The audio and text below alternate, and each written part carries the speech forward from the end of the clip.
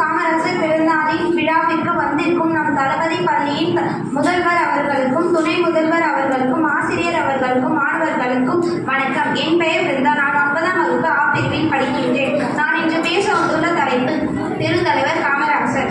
காமராசர் தன்னலமில்லா தலைவர், எளிமையின் சிகரம், கிங்மேக்கர், கல்விக்கண் தந்த கடவுள், படிக்காத மேதை என்றெல்லாம் பாராட்டப்பட்ட காமராசர் 1903ஆம் ஆண்டு ஜூலை மாதம் 15ஆம் நாள் விருதுப்பட்டி என்னும் ஊரில்